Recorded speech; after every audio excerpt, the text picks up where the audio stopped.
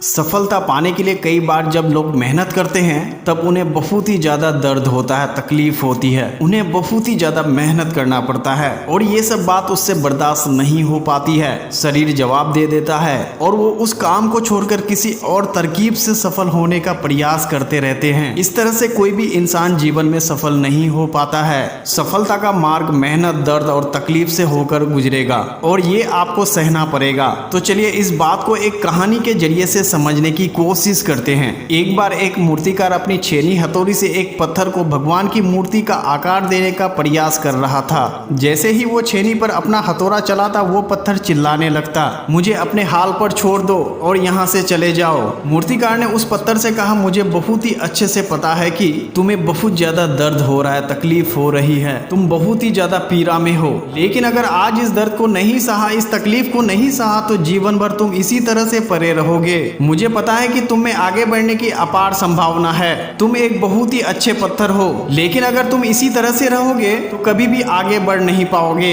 इतना कहकर मूर्तिकार औजार उठाते ही पत्थर फिर से चिल्लाने लगा, गिड़गिड़ाने लगा, विनती करने लगा, मुझे अपने हाल पर छोड़ दो। मुझे पता है कि जीवन के लिए कौन सी चीज सही है और कौन सी चीज गलत है। मुझे बहुत ही ज्यादा दर्द हो रहा है, अब इस तकलीफ को बहुत ही ज्यादा नहीं सह सकता। मैं जिस हाल में हूँ उस हाल में मुझे छोड़कर तुम यहाँ से चले जाओ। उस मूर्तिकार फिर से उस पत्थर को समझाने की कोशिश की, ज्यादा अधीर मत बनो और अपने सब्र को बनाए रखो, थोड़ी देर इस दर्द को सहो, अगर इस दर्द को सह लिया तो मैं भगवान की मूर्ति के रूप में तुम्हारी स्थापना करूंगा और फिर दूर दूर से लोग तुम्हारी पूजा करने के लिए आएंगे और पंडित और लोग तुम्हारी सेवा करेंगे। लेकिन पत्थर ने उस मूर्तिकार की एक भी बात नहीं मानी, वो चिल्लाता रहा, अपनी बात पर अड़ा रहा। मूर्तिकार ने उस पत्थर को समझाने की बहुत ही कोशिश की, लेकिन वो पत्थर नहीं माना। अब मूर्तिकार थक चुका था और वो उस पत्थर को छोड़कर आगे बढ़ गया और थोड़ी देर जाकर देखा कि एक और बहुत ही अच्छी पत्थर पड़ा हुआ है। उसने छेनी हथौड़ी उठाई और उस पत्थर को मूर्ति बनाने के लिए तैयार हो गया। मूर्तिकार ने छेनी और हथौड़ी को वार दूसरे पत्थर पर जारी रखा।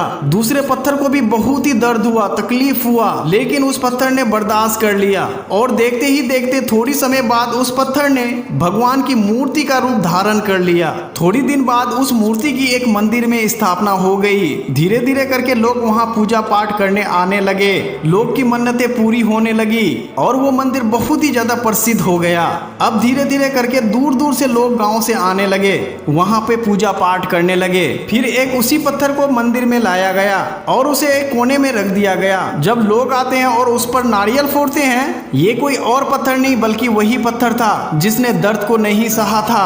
अब वो पत्थर मन ही मन बहुत ही ज्यादा पछता रहा था, दुखी हो रहा था और अपने आप से कह रहा था, काश मैं उस दिन दर्द को, तकलीफ को सह लिया होता तो आज लोग मेरी पूजा करते।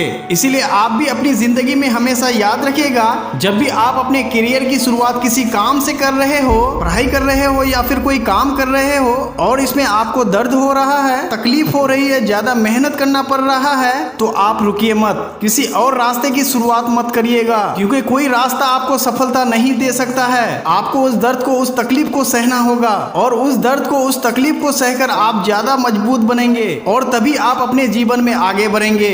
और जीवन में हमेशा याद रखिएगा, आपको पहले पत्थर की तरह नहीं बल्कि दूसरे पत्थर की तरह बनना है।